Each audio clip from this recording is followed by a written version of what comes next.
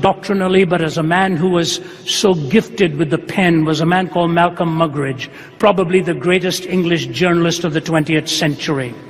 I remember spending time with him a little while before he died in 1990, and he told me, when I stand before my Lord, the thing I'm really going to have to ask him for forgiveness for is for being so fatally fluent. He used his pen to advantage, to mockery. He was teaching journalism in India. And early one morning he came out of his place in his professor's quarters, and he started walking by the river there in the south where he lived. And he got into the river to have his morning bath, and way out in the distance he saw an Indian woman enter the river in order to have her own morning bath. Muggeridge lived a very sensually driven life, and being a foreigner, he thought he could buy her for a few moments, not a problem. So he starts swimming towards her, but he says this in his book, A Green Stick, The Chronicle of Wasted Years. He said, as I was swimming towards her, my heart was pounding within me, and something in my heart kept saying, don't, don't, don't. But he said, I was so captive to this kind of thing, I was driven to do it. And as he hurried along with every stroke moving towards her, the woman in the other end, probably terrified as to what she saw happening, someone invading her own privacy. And possibly, as she saw him closer, much more stunned that this was someone from a foreign land. He says he came closer to her, and as he knew she was standing half beneath the waters, he emerged a couple of feet in front of her, shook his head, all the water off his face. He said, I was stunned when I saw what I did. She raised her arms to cover her body, and I realized I was looking into the face of a leper. The digital's gone, the feature's all gone, eroded by this neurological disease.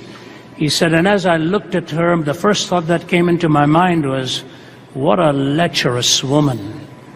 And I had to pause and realize, no, the woman wasn't lecherous, but it was me who was living with a lecherous heart. This reality of a lecherous heart, this reality of being so alienated from God, to be trapped by the things of this world. You see, the worst effect of sin is manifested not in pain or suffering or bodily defacement, but in the discrowned faculties, the unworthy loves, the brutalized and the enslaved spirit. It's not revealed in pain and suffering and bodily defacement, but in this discrowning of our thinking, the unworthy loves, the brutalized and the enslaved spirit.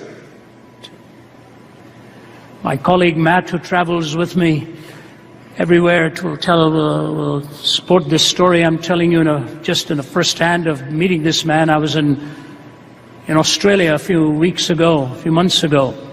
And a handsome-looking man had asked if he could meet with me for a little while. The only reason I stress his looks is because of a certain tragedy that came into his life. He'd written me a letter, but I'd forgotten the details, and he just asked if he could see me. And after reading the letter, I set it up, but it was months before, and to be honest, I'd forgotten the story. And so we meet up, nice-looking gentleman, well attired, sits across the table, and I said to him, how are you doing? He said, well, lucky to be alive. I thought, that's an odd response. I said, why? He said, well, you know my story, don't you?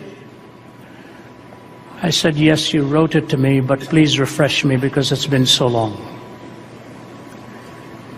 He reminded me he was a prostitute in Hollywood. He catered to men and women in their sexual desires every night. Every night. Till he contracted AIDS. And the thing that I remember most is as he sat across the table, he said this to me. He said, you know, Ravi, night after night, about 3 o'clock, I'd come back to my room and I'd lie, put my head on the pillow, and there'd be tears running down the side of my face. And I'd say to myself, why? What am I doing? Why am I doing this? Intellectually, he knew He was being utterly self-destructive.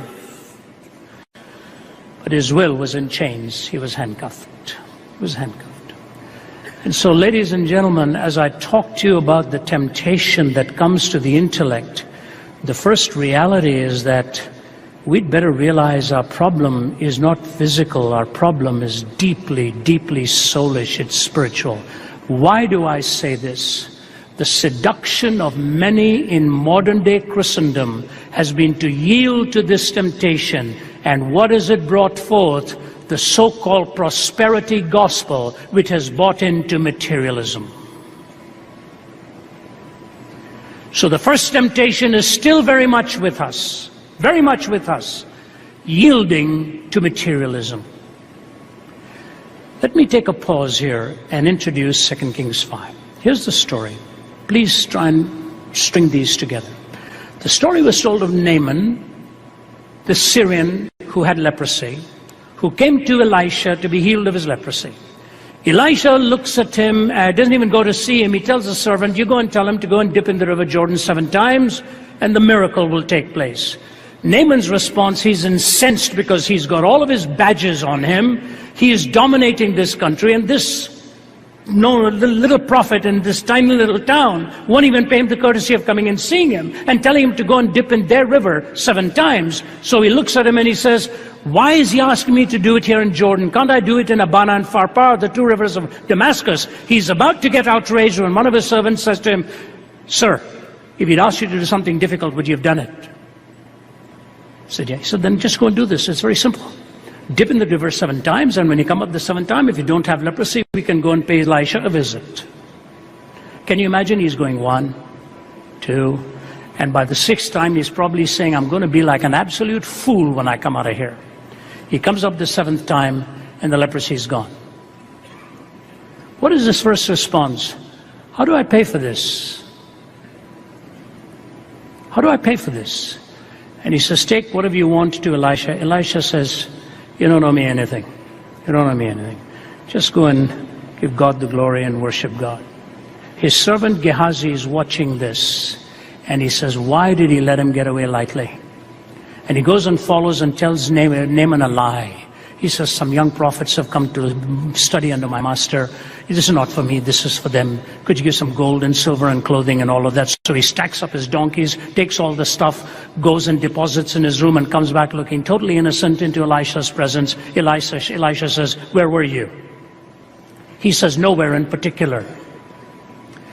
I have children. I knew when I asked them where they were, if they say nowhere in particular, I had better find out where they were in general. Elisha finds out, and he says, you know, the leprosy that was his is now yours.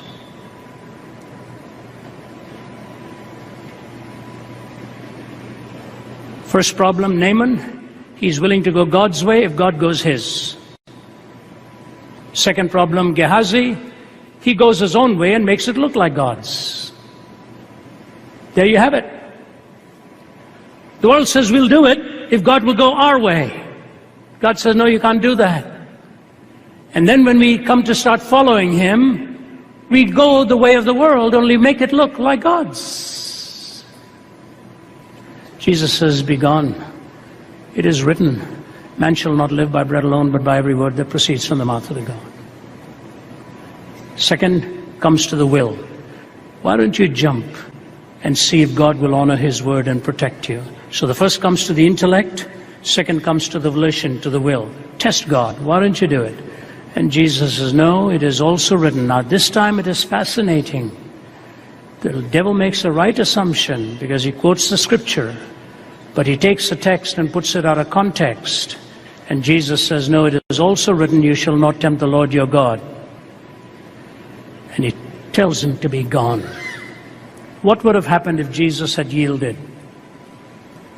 You know what would have happened?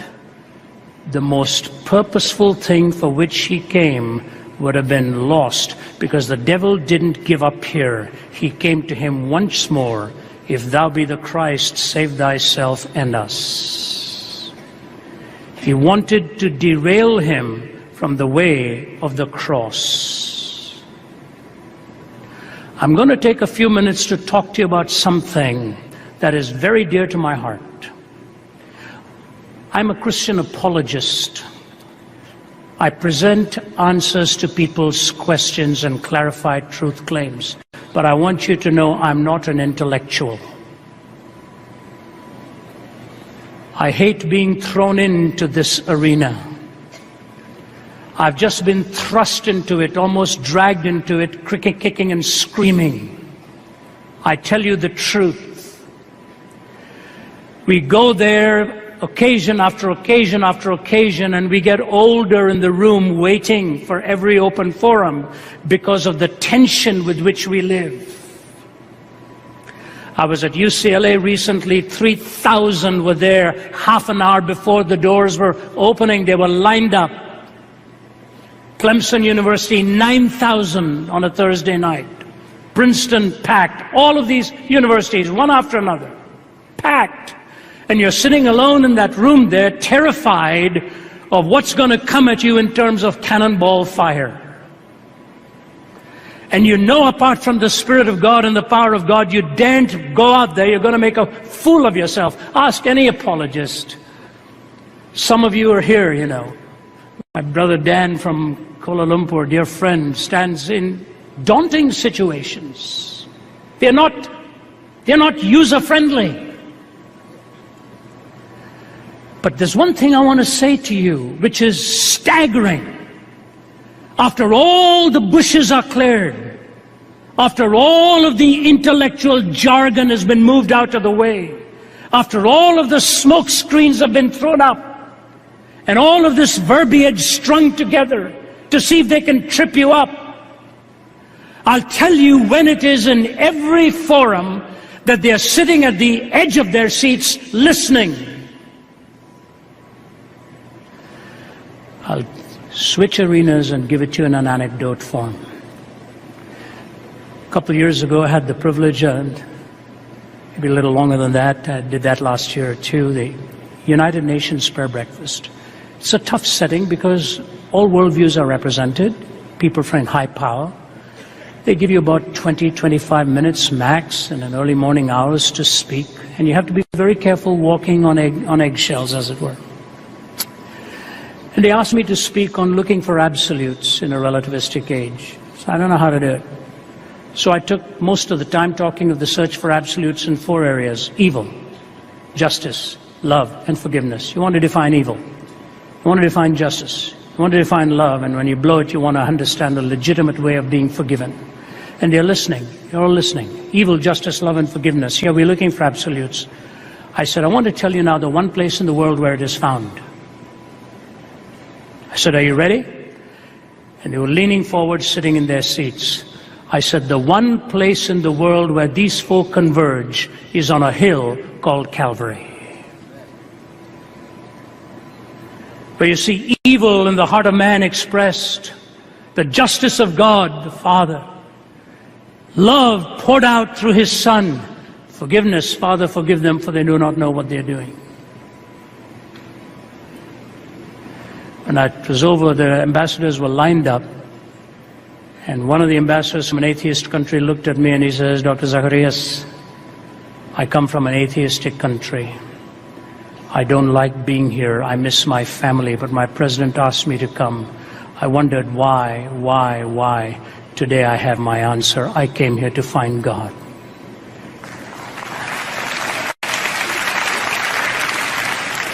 You know what is the heart of your message and mine in discipleship? It's the cross.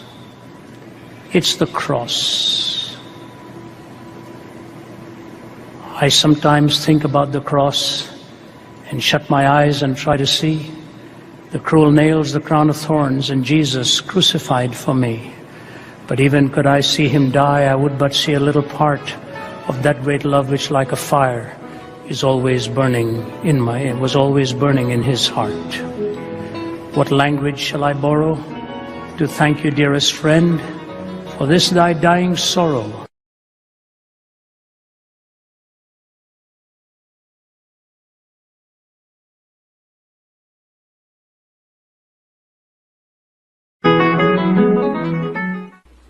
It was the famed psychologist Hobart Maurer, one-time professor at Johns Hopkins, one-time professor at Harvard, who committed suicide when he was 75 years old.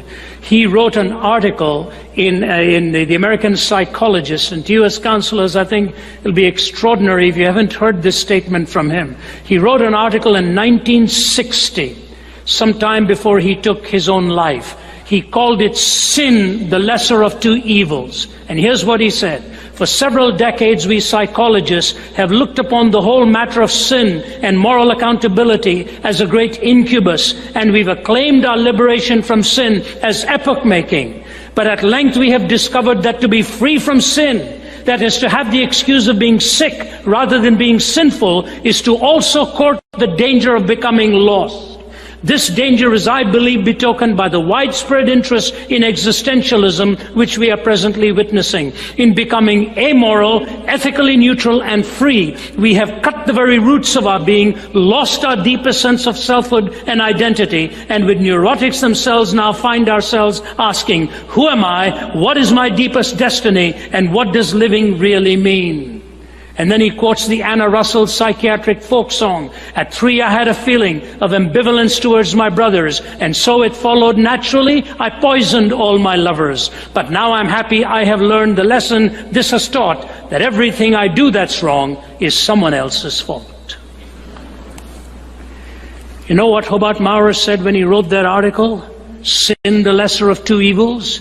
He said he got more adversarial and hostile mail from his contemporaries in the discipline of psychology, wondering if he too had now succumbed to this idea of sin, rather than just dealing with some kind of a naturalistic horizontal theory of psychological maladjustment. It is true, when you look at your heart, and I look at mine, the dark designs that often stalk us. I'll never forget in the 1980s, when I was relatively early in my ministry, I'd been invited to speak at some of the universities of Poland. This was still in the days of the Cold War. And on a given morning, my host, who was a medical doctor, asked me if I'd want to go to Auschwitz and spend a morning there. I said, you know, I've seen Buchenwald and Dachau. He said, no, they are concentration camps. This is a death camp. I think you ought to come with me. And so we took that long drive from Warsaw to Auschwitz. It was a cold, foggy day. I wasn't emotionally prepared for what I was going to see. Till this very day, I can tell you it made a profound, life-changing impact upon my own thinking. As we walked in and began to go from room to room and see the horrors of what was orchestrated there, where they were being slaughtered at the rate of 12,000 every day. I walked into one room and saw 14,000 pounds of women's hair stashed behind glass, where the women had been scalped before they were taken into the gas ovens. And that hair was then taken and woven into some sacks and sold in the marketplace. And as I went from room to room, it was getting quieter and quieter with a handful of us. Nothing was being said. Till you walk into the room with the children's paraphernalia and little suitcases and little toothbrushes and little clothes.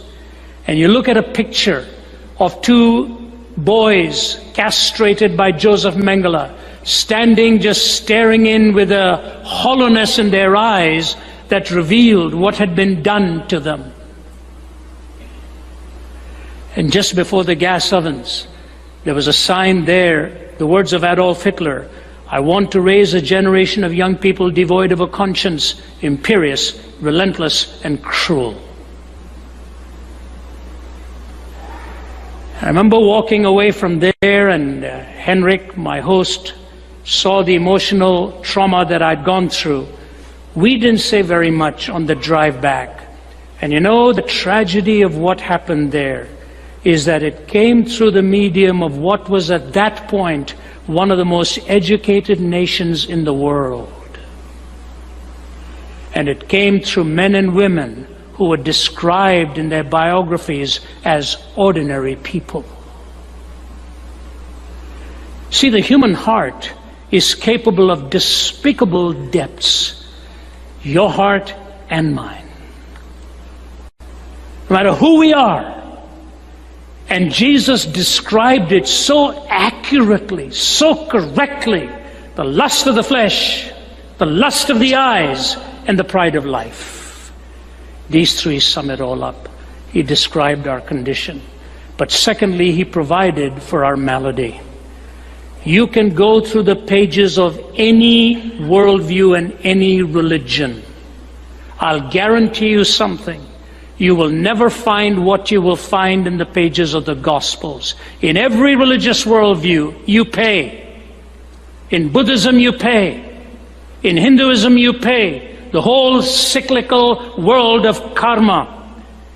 In Islam, you pay. You ask any devout Muslim, how do you hope to gain entrance into paradise? His answer will be very straightforward to you. I'm not making a caricature of this. This is legitimate, authentic Islamic doctrine, that your good deeds will have to outweigh your bad deeds. And when those good deeds outweigh your bad deeds, you make your entrance into paradise. And the metaphor of that paradise is in sensual terms. I know a man from Iraq who told me that when he walked to the mosque on Fridays, he would determine which mosque he went to based upon how miserable a week he'd had in his behavior. The worse he'd been through the week, he'd go to a farther away mosque and count the number of steps he was taking so that his good deeds would outweigh his bad deeds. I remember some years ago being asked to speak at the United Nations at their prayer breakfast, and they wanted me to speak on the search for absolutes in a relativistic age. It's tough at any hour of the day. Leave alone early in the morning. And because of the nature of the setting, you're only given a handful of minutes, 18 to 20 minutes, and that's understandable. But what's even more daunting is that there's a plurality of worldviews out there. So you have to be very careful how you even approach the gospel. So my approach has always been take about 18 minutes to talk about something with which you'll find the common ground, and take the last 5 to 7 to bring the gospel into it. So I said, what absolutes are you looking for? What areas? You're looking for an absolute to define evil. You talk about evil empires here, which means you must have a definition for evil. You talk about justice. You have to be able to define what justice is and find an ontic point of reference for true justice. And you have left your families and your home and you love them. But in your heart you're tempted and you want to honor the dictates of love and the demands of love. You need an absolute. Evil, justice, love. And I said, sometimes you're going to blow it big time and you're going to come to your mates to ask for pardon, forgiveness. What is the basis on which you even can be forgiven? Evil, justice, love, and forgiveness. I said, ladies and gentlemen, can I ask you this question? Do you know where in the world these four converged on a given day? It was on a hill called Calvary, when evil, justice, love, and forgiveness came together in that historic moment of the crucifixion of Jesus. Now, let me take you to an incredible conversation. You as counselors know this better. There are times when the headwinds are so strong in the situation you find yourself in, and desperately at that moment you're crying out to God for what? For wisdom. To take you beyond learning, to take you beyond understanding. You want the right word, you want to touch the right nerve, you want to bring healing. And so it is with us as evangelists or apologists who stand in front of hostile situations. I had one such that I'll never forget. It was just a few years ago. As a guest of the Archbishop of Canterbury, 5 of us were invited because of him to go and talk to the antagonists in Israel. We were dealing with the Israeli leaders and we were dealing with the Palestinian leaders, mainly the religious leaders. And on the last day, we were in the home of one of the 4 founders of Hamas. His name was Sheikh Talal. He had been in prison for 18 years, lost some of his children in suicide bombings, and the Archbishop led the talk, and the dialogue was going on. It was getting very intense. The room was full, and smoke just filling that room. After a big lunch, we begun the discussion. Finally, the Archbishop looked at the others of us and said, can each one of you just ask one question, keep it brief, and let's see what his answer is to you. Because it was a private setting, I won't tell you the question I asked. I asked a question, and Sheikh Talal answered it. I said, Sheikh, I really don't like your answer. I said, you and I may never see each other again. I don't like your answer. I said, can I just say one thing to you, sir? And I hope you'll bear with me. I said, 5,000 years ago on a mountain not far from here, a man called Abraham took his son up the mountain to offer him as an expression of his faith. You remember that story? He said, yes. I said, let's not argue about which son right now. I said, but he took his son up that mountain. And as the axe is about to come down, God stops that arm and he says, stop. He said, that's right. I said, what did God say? He just stared at me. I said, God said, stop. I myself will provide. He said, that's right. I said, Sheikh, we're here in Ramallah. Very close to us is a hill. 2,000 years ago, God kept that promise. This time he took his own son up that hill. And this time the axe did not stop. I said, Sheikh Talal, until you and I receive the son God has provided, we'll be offering our own sons and daughters on the battlefields of this world for position and land and power and prestige.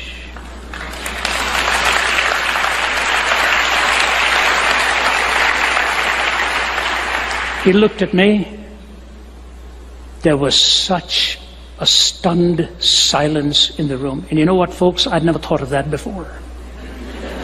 What I'd said just came on the spur of the moment. And I thought, brother, I've really blown it. The Archbishop said, I think it's time for us to go back now. So we started to walk towards the stairways, and I was just in the body or out of the body, I couldn't tell. And the Archbishop put his arm around me and he said, Ravi, that was of God. I said, I sure hope so. We went down and the Sheikh Talal, followed the Archbishop because he was the guest of honor. And so I was hurriedly making my way towards our jeep. And the Sheikh hurriedly put the Archbishop in his and came running towards mine. I said, that's it. I'm going to be there. He's a big, solid guy. He could have had me for lunch that day. He just twirled me around. And I have 2 metal rods in my back. I thought, brother, this is it. He twirled me around, put his hand on my shoulder, stared at me. And I looked back. Then he patted me on both sides of the face, kissed me on both sides of the face. He said, Mr. Zacharias, you're a good man. He said, I hope someday I see you again. And you could just see the eyes welling up with tears. Ladies and gentlemen, I've been a proclaimer of the gospel for 42 years now. I came to know Jesus Christ on a bed of suicide at the age of 17 in Delhi.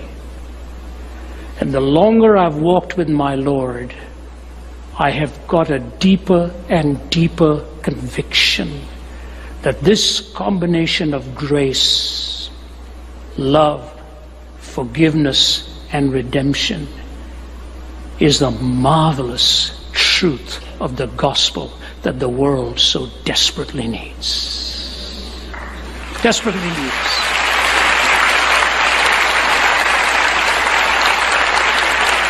His description of my condition, his provision for my malady. Thirdly, his strength in my suffering. Remember Annie Johnston Flint, who was orphaned, arthritic, cancerous, blind, incontinent, lay in bed with 8 pillows cushioning the boils on her body for being in bed so long, for so many years. She writes, He giveth more grace when the burdens grow greater. He sendeth more strength when the labors increase. To added affliction he addeth his mercy. To multiplied trials his multiplied peace. When we have exhausted our store of endurance, when our strength has failed ere the days half done, when we reach the end of our hoarded resources, our Father's full giving has only begun. His love has no limit, His grace has no measure, His power has no boundaries known unto men. For out of His infinite riches in Jesus, He giveth and giveth and giveth again. The Lord who gives succor, sustenance, internal strength, and takes you through the dark nights of the soul. His strength is made perfect in our weakness. No time to expand, but let me just read this for you hurriedly. What James Stewart said is this: it is a glorious phrase that He led captivity captive. The very triumphs of His foes it means He used for their defeat. He compelled their dark achievements to subserve His ends, not theirs. They nailed Him to the tree, not knowing that by that very act they were bringing the world to His feet.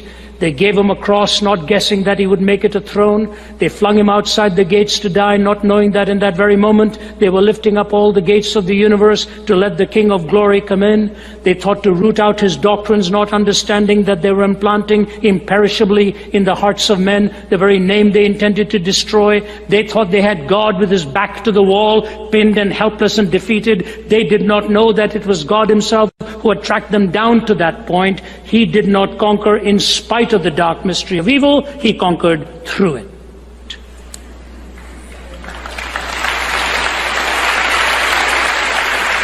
The description of your heart, the provision for your malady, the sustenance in your suffering, and lastly, the hope that He gives beyond the grave. When my mother passed away, I couldn't help but think of just one word: she was gone. I was in my 20s when we lost her. Gone, gone. Till my dad asked me to complete the thought, gone where? And on my knees it came so comfortingly. My mother had not just gone, she'd gone home to be with her Heavenly Father. She was a latecomer to Christ. 3 conversions after the resurrection: Saul of Tarsus to Paul, doubting Thomas to the evangelist to India, James the brother of Jesus. So powerful in their testimonies to the resurrection of Jesus that changed history. Hope. Hope beyond the grave, and hope for now. My time's gone, so let me just close, because I began with "there's nothing like Him in history." Malcolm Muggeridge said this, and with this I close. Give me your undivided attention. It'll take me 2 minutes or so to say it. He said, we look back upon history and what do we see? Empires rising and falling, revolutions and counter-revolutions, wealth accumulated and wealth dispersed. Shakespeare has spoken of the rise and fall of great ones that ebb and flow with the moon. I look back upon my own fellow countrymen in England, once upon a time dominating a quarter of the world, most of them convinced, in the words of what is still a popular song, that the God who made them mighty shall make them mightier yet. I've heard a crazed-cracked Austrian announce to the world the establishment of a Reich that would last 1,000 years. I've seen an Italian clown saying he was going to stop and restart the calendar with his own ascension to power. I met a murderous Georgian brigand in the Kremlin, acclaimed by the intellectual elite of the world as a wiser than Solomon, more humane than Marcus Aurelius, more enlightened than Ashoka. I have seen America wealthier, and in terms of military weaponry, had the American people so desired, they could outdone a Caesar or an Alexander in the range and scale of their conquest, all in one lifetime. All in one lifetime. All gone. Gone with the wind. England, part of a tiny island off the coast of Europe, threatened with dismemberment and even bankruptcy. Hitler and Mussolini dead, remembered only in infamy. Stalin, a forbidden name in the regime he helped found and dominate for some 3 decades. America haunted by the fears of running out of those precious fluids that keep some motorways roaring and the smog settling, with troubled memories of a disastrous campaign in Vietnam and the victory of the Don Quixotes of the media as they charged the windmills of Watergate. All in one lifetime. All in one lifetime.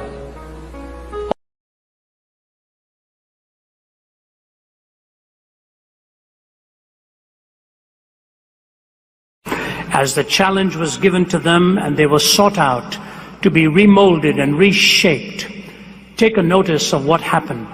These men were in exile, and all of a sudden the highest man in the land is asking for the best of these young men to be selected. Strong in their countenance, impressive in their personality, And what was it that was going to take place? They were to be reprogrammed and a new set of values planted within them. They were to be taught the philosophy, the literature, and the language of the Babylonians. Philosophy, the way they reason, and the entire change of culture could begin once that language was handed to them.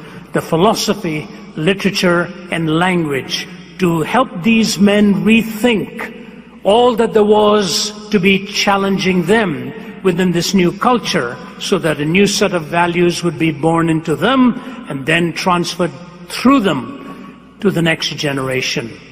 The Bible says this, "But Daniel resolved not to defile himself with the royal food and wine. He asked the chief official for permission not to defile himself this way. Now God had caused the official to show favor and sympathy to Daniel, but the official told Daniel, 'I'm afraid of my lord the king, who has assigned your food and drink. Why should he see you looking worse than the other young men your age? The king would then have my head because of you.'"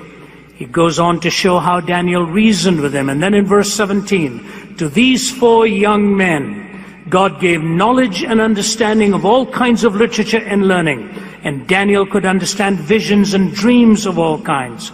At the end of the time set by the king to bring them in, the chief official presented them to Nebuchadnezzar. The king talked with them, and he found none equal to Daniel, Hananiah, Mishael, and Azariah. So they entered the king's service in every matter of wisdom and understanding, about which the king questioned them. He found them 10 times better than all the magicians and enchanters of his whole kingdom. And Daniel remained there until the first year of King Cyrus." Percy Bysshe Shelley, the great poet, penned these words, which we are almost seeing unfold even to this very day. He said, "I met a traveler from an antique land, who said to vast and trunkless legs of stone, 'Stand in the desert.' Near them on the sand half sunk, a shattered visage lies, whose frown and wrinkled lip and sneer of cold command tell that the sculptor well those passions read, the hand that mocked them and the heart that fed, which yet survives stamped on these lifeless things. And on the pedestal these words appear, 'My name is Ozymandias, King of Kings. Look on my works, ye mighty, and despair. Nothing beside remains round that colossal wreck, boundless and bare, the lone and level sands stretch far away. My name is Ozymandias, King of Kings. Look on my works, ye mighty, and despair. Nothing beside remains round that colossal wreck, boundless and bare, the lone and level sands stretch far away.'" You can go to the Middle East today and see the broken statues of one-time demagogues, whose frown and wrinkled lip and sneer of cold command tell that the sculptor well those passions read. They come and go. They stand with an authoritarianism, a demagogic splendor given to themselves. And all of a sudden rebellion comes. As they're overthrown, you just see them somewhere in desert terrain. It's one side of the picture. And there's another side of it. Who are the ones who can dare stand before them with the conviction of God's truth and reaching out with a love that God alone is big enough to plant in a heart like that? I just returned from the former Soviet Union in Moscow. Came back 2 days ago. About to leave in 2 days from now to China. And I look at all that those nations represent in demagogues, and how they have stood individuals before them who've changed history. In the year 2000, Russia started to release its political prisoners. In the midst of them was a man called Andres Tamas, who had been incarcerated for 55 years. He was a Hungarian. He was talking gibberish. And finally somebody said, execute him, he is of no use to anyone. But somebody said, at least bring in a psychiatrist to examine him before you choose to execute him. So they went and brought a Hungarian psychiatrist. He stayed with Thomas for a few days, and he came out and said, you know what? He's not insane. He's not talking gibberish. He's talking an old Hungarian dialect. You have nearly driven him insane. You brought him in here when he was 20. He has now lived in your solitary confinement for over 50 years. Give him back to us. We will make him well. Andres Thomas was put into a wheelchair and being taken out. What do you think was the first request he made? If you have not heard the story, the first request he made was for a mirror. He had not seen a mirror since the age of 20. He looked into the mirror for a fraction of a moment and then turned it away, buried his face in his hands and sobbed uncontrollably. What do you think it would be like for over half a century not to look at your own reflection in some way? You start off in the robust virility of youth, and now you're a wizened old man looking at all that time has extracted and exacted from you. You know, we take for granted a mirror. We get up every morning, do our necessary ablutions, put on innocent forms of disfigurement, and we walk out of there to look like what we wished we did. And yet when you come back from a long journey, you realize you actually resemble your passport picture much more than you resemble anything else. It's true. Is there a mirror for the soul? Is there a reflection that you can glean, that you can gain of what God intended for you and me to look like, to stand before the powers of our time? And how best is a life like that framed? I want to take you tonight to look at one man like that. His name was Daniel, and he knew where to draw the lines. And to those of you about to graduate, on the eve of that graduation, you're drawing one line today. You're crossing over all the discipline of study that you've poured in, and all of the long hours are bringing you this reward of walking away from here with learning, understanding, experience, encountering mentors, and a certificate to remind you what you accomplished during this time. I wanted to talk to you a little bit tonight about the 3 lines that will be important for you to draw as you proceed from here. And you will learn from Daniel how he marched to a different drummer, the lines that he drew that helped him become a world changer. The first is this: he drew the line of resistance by training his appetite. He trained his hungers. There was nothing wrong with eating at the king's table. He could have had a banquet night after night, day after day, and enjoyed it. After all, he could have seen it as God's provision for him. We move towards the direction of our comfort. We do. But the important thing is how God reminds us never to get so comfortable with comforts that it is the comfort principle that ends up driving all that you do. Here is a man who trained his appetite, training his longings, training his hungers. And the marvelous thing is this: how he reminded himself again and again that he did not want to get spoiled by all that the king would afford to him and give to him. Instead, he disciplined himself and backed away from even that which could have been all right for him to enjoy, but he resisted it for a greater and a higher call.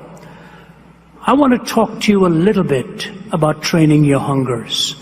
The truth of the matter is that we make small decisions in the early days of our lives that often can put some deep desires within us that are not good for the long run and the long haul. I remember some years ago when I got a telephone call at 11 o'clock at night.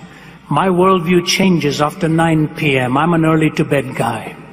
By 9 p.m. I don't want to discuss anything serious with anybody. I'd rather do it at 4 or 5 in the morning than after 9 p.m. So if anybody calls me after 9 or 9:30, I assume it's pretty urgent. I recognized the voice, and he said, "Ravi, you awake?" I said, "Not really. I was awakened by this telephone." He said, "Can I talk to you?" I said, yes. He said, I want you to pray for me. I'm in trouble. I'm in serious trouble. This man was a medical doctor. He functioned in the emergency room. He said, tonight they brought a young woman in, so badly beaten, so brutalized, almost every major bone in her body was broken. And as she was wheeled in by the paramedics, they said, Doc, she's too far gone. There's nothing you can do. He said, I looked at her battered body and I thought, this can't be it. I'm going to do my best to rescue her. He said, I got scrubbed, called my team around me, and he said, the only hope I had was to give a direct heart massage. I slipped the side of the rib cage, put my hand into that chest cavity so that I could hold the heart in my hand and keep pumping it to see if I could get some life back there. He said, just turned like blubber into my hands. And he said, I walked away from there and I thought, what happened? Who did this to her? What was it all about? He said, I was washing my hands literally with my eyes filled with tears. And the nurse comes with a bag full of paraphernalia, empties it onto a table, and she says, Doc, you better take a look at this. It was all drug-related stuff, used needles and all the junk that was in that bag. He said, as I was looking at that, I was wiping my hands dry when I noticed, he said, I had nicked my finger when I put my hand into the rib cage. He said, I've cut myself. And I have made contact with terribly diseased blood. And he said, I'm a young father. I want you to pray for me. I said, is the cut deep? He said, no, it's about a paper-thin cut. I said, you're telling me that a paper-thin cut like this could put you in jeopardy for a disease that would take away all of your resistance to any other disease? He said, it doesn't take anything more than that. Doesn't take anything more than that. And I thought when I hung up and woke up the next morning reflecting on it, the first thought that came to my mind, first thought, can we put paper cuts to our soul early in life? Can we entertain a habit? Can we begin a relationship? Can we make a choice? Could it be one evening that lacerates you in such a way that puts a different kind of hunger into you and the destruction process can set in? To you young men especially, I want to give you this challenge.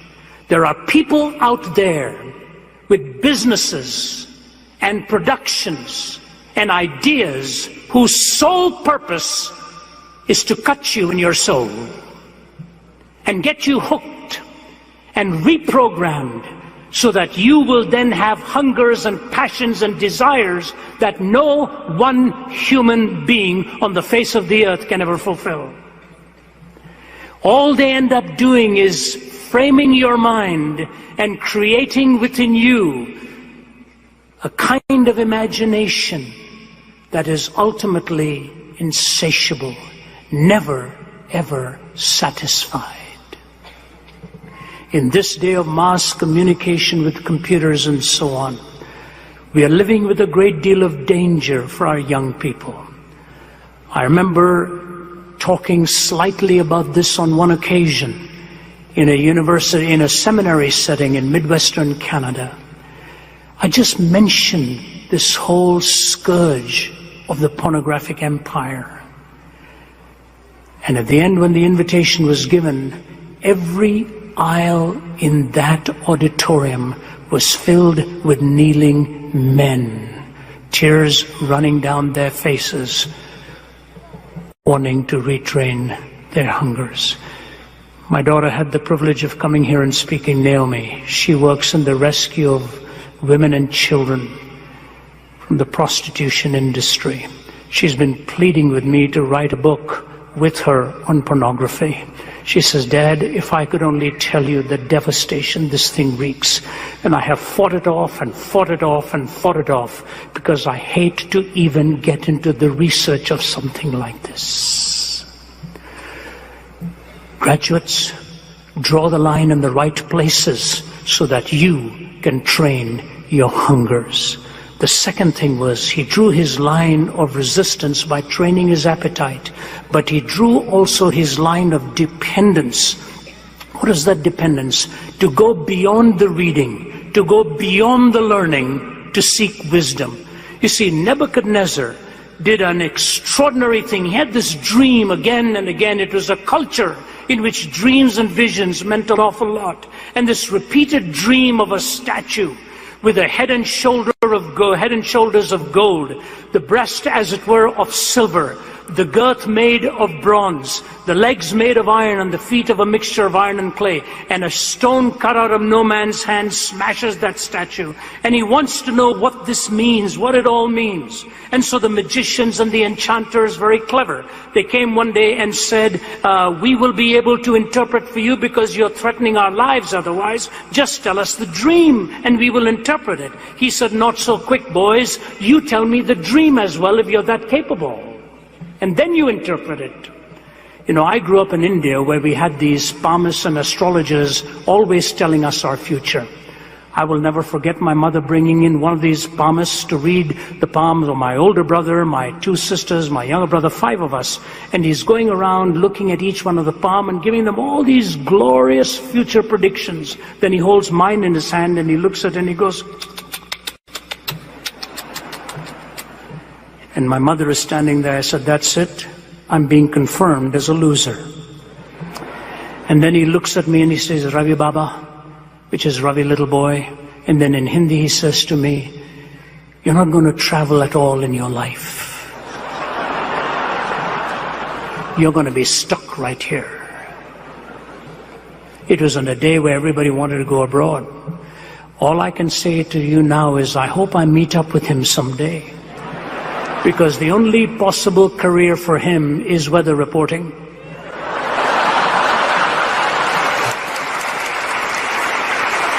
Because it's the only one where you can make so many mistakes and still have millions view you in living color and you still claim to your degrees. You're never going to travel very much. The enchanters and magicians were like that, and Nebuchadnezzar says, no, you tell me what the dream is. So they're all going to have their heads lopped off. Saddam Hussein avowedly stated he wanted to build his empire like that of Nebuchadnezzar. He was patterning it after him. And so Daniel comes on the scene and he gets on his knees and he says, God, we're in trouble. I don't have the learning. I don't have the knowledge. I don't have the books. Only you are able to tell me what the dream was. And God reveals it to him. It's a tough dream to talk to about Nebuchadnezzar. He goes and looks at Nebuchadnezzar and says, I want to tell you something. That which I'm about to tell you has nothing to do with my learning. It has nothing to do with my education. It has nothing to do with my intellect.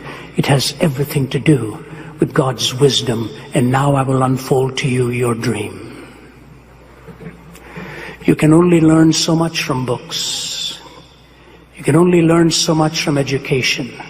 Ultimately, that which will carry you through will be the wisdom of God in the toughest situations of life.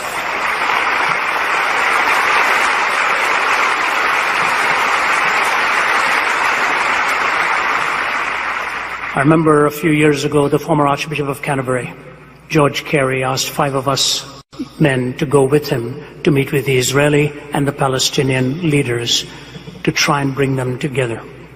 We'd worked hard for several days. We were exhausted. And that afternoon they'd gone to see Yasser Arafat. I backed out of that. I just didn't feel it was right. I felt we were going to be used by him. As it turned out, it was right. That's on an aside. The last one we met with was Sheikh Talal, one of the 4 founders of Hamas. And he was a powerfully built man. Room filled with them puffing tobacco and so on. Served us a great meal. He'd spent 18 years in prison. He'd lost some of his children as suicide bombers. Archbishop Carey led in the talk, bringing him to a point, and then it was getting close to leaving time. He gave each one of us 5 men a chance to ask him one question. I asked him mine. I won't tell you what it was. It was a very private setting. But I didn't like his answer. Finally looked at him. I said, Sheikh Talal, you and I may never meet again. But I don't like your answer, sir, and I want to tell you something. So not far from where you and I are sitting, there's a mountain. 5,000 years ago, a man by the name of Abraham climbed up that mountain to offer his son as a sacrifice. Remember that? He said, yes. I said, let's not argue about which son it was. Let's just agree it was his son. He said, yes.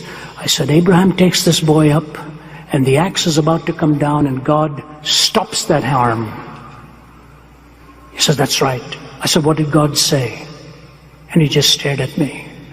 I said, you know what God said? God said, stop. I, myself, will provide. He said, that's right. I said, very close to where you and I are sitting, Sheikh Talal, 2,000 years ago, God kept that promise. And he took his own son up that hill. And this time the axe did not stop. He just kept staring at me. I said, Sheikh, until you and I receive the Son God has provided for you and me, we will be offering our own sons and daughters on the battlefields of this world for position, power, land, and prestige.